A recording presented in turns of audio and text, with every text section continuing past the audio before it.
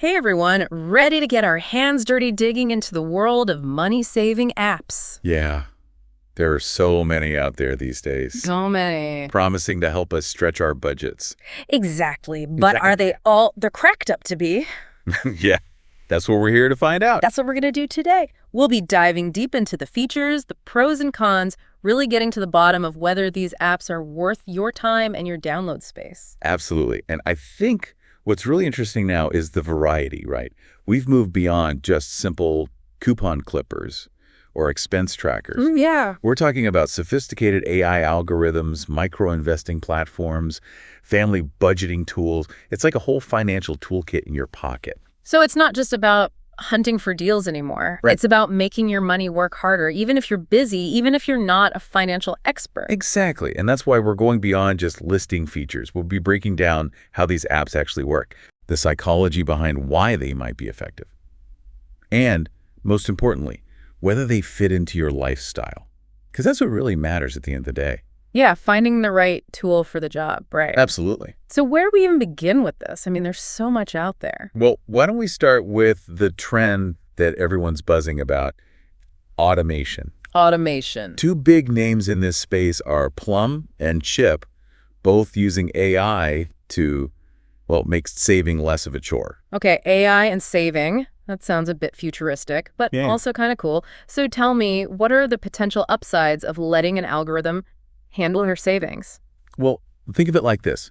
Plum analyzes your spending, and then it sneaks little amounts into a savings account, almost like a digital piggy bank. You Yeah. never have to think about it. Right. For folks who struggle with consistency or just forget to save altogether, Yeah, I'm definitely guilty of that. it can be a game changer. It's that set it and forget it appeal. But isn't that a little unnerving for some people, giving up that control? Definitely, there's a psychological element at play here, and that's where Plum is smart. It allows you to set goals, you can set limits, so you're always in control of the big picture. Okay. It's more about taking that mental load off daily savings decisions. So it's like a helpful nudge in the right direction, Yeah. not a complete takeover. Now, what about Chip? Does that take a different approach?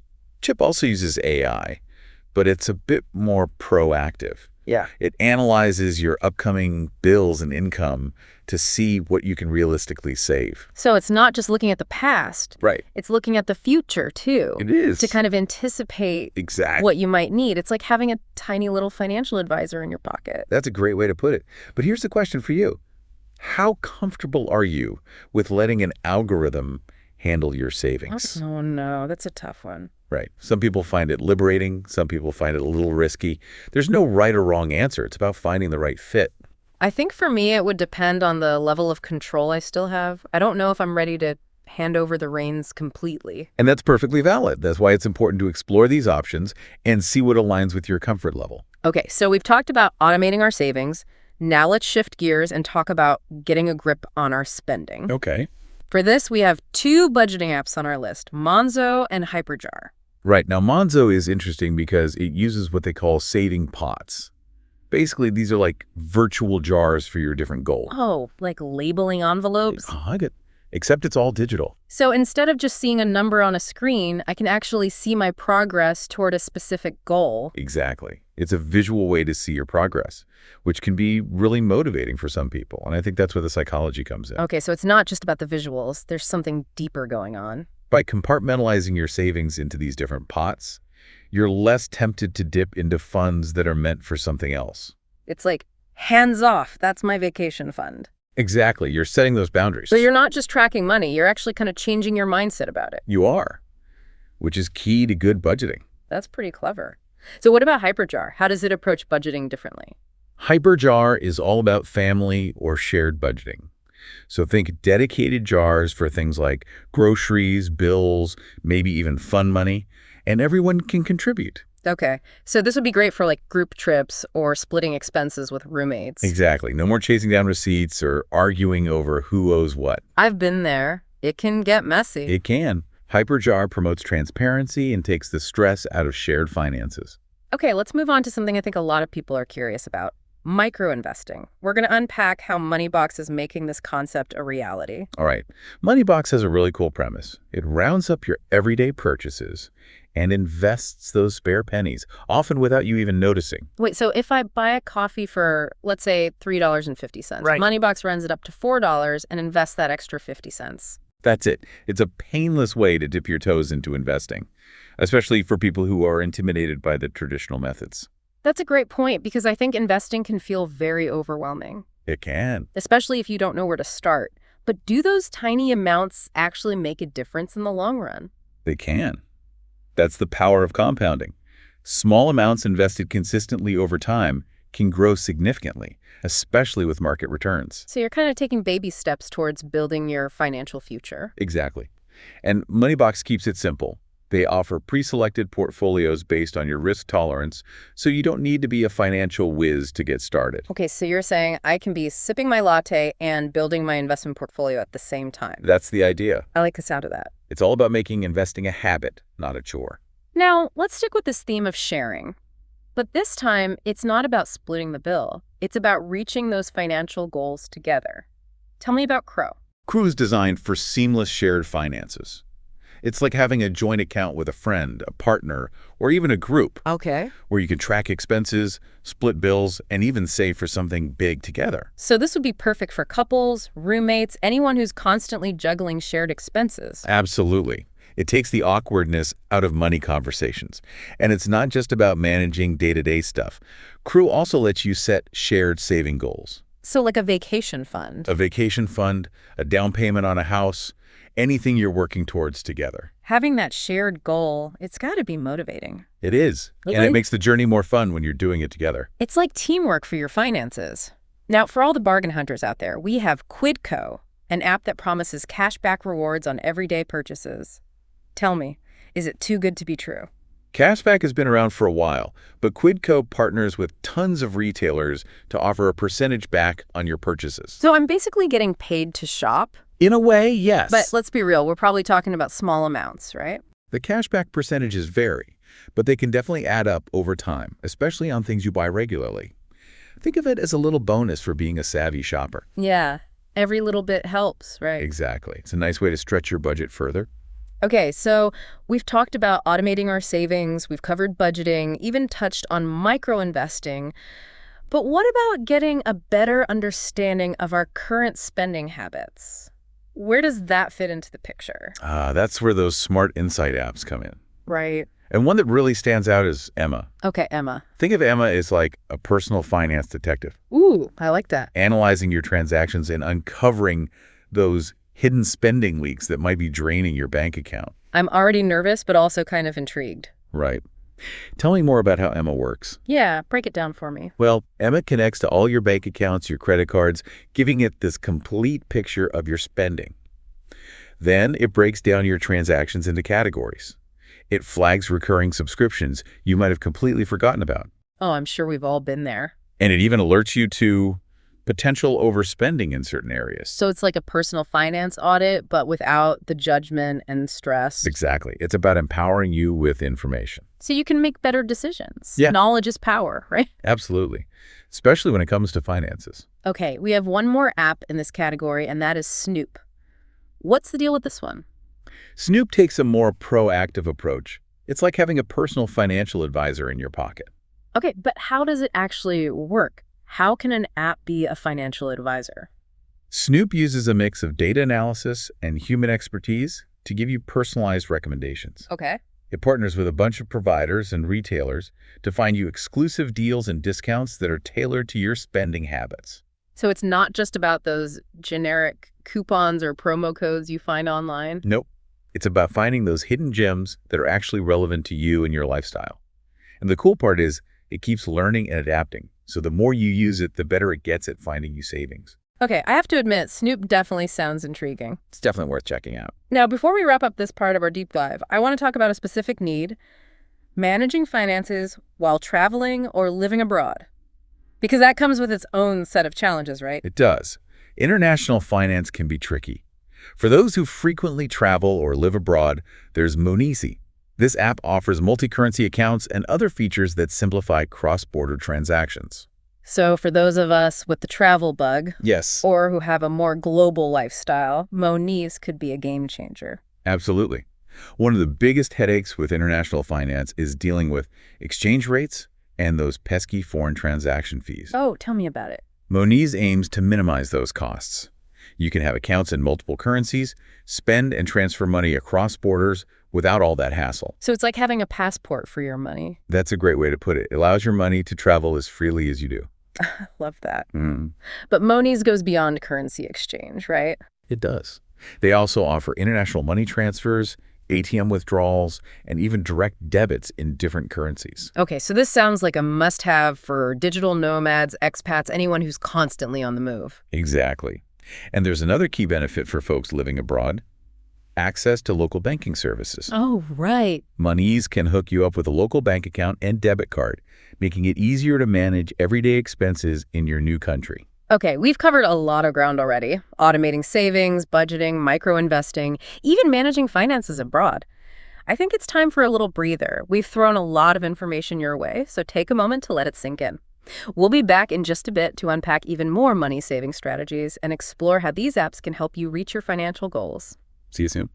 And we're back. Did you have a chance to catch your breath? Hopefully. Yeah. We covered a lot of ground. We did. We explored how automation can take the hassle out of saving and how budgeting apps can help us prioritize our goals. But now I think it's time to dive deeper into those aha moments where we really start to understand where our money's going. Exactly. We talked about Emma earlier, but I'm curious to explore how this financial detective, as you called it, can really help us change our habits. Well, imagine this. You check Emma, and suddenly you realize you're paying for 3 different streaming services that you barely even use. Oh, yeah. That's the kind of wake-up call that Emma can provide. It's not just about tracking. Uh-huh. It's about awareness. It's about shining a light on those little things that can really add up. I think we've all been there with those forgotten subscriptions, but is it just about cutting back? Or can Emma help us shift our spending in a bigger way? It's both. Emma categorizes all your spending so you can see those problem areas. Maybe it's too much takeout or online shopping. Yeah. And this awareness is key to making conscious choices about where your money goes. So it's not about deprivation, it's about making sure your spending aligns with your values and your goals. Exactly. And what's great is that Emma also offers personalized tips and challenges based on your specific spending patterns. So it's like having a financial coach in your pocket, kind of nudging you towards better habits. That's a great way to put it. Speaking of personalized nudges, let's circle back to Snoop. We talked about how it acts like a financial advisor, Yeah. but I want to know more about that proactive approach to saving. Right.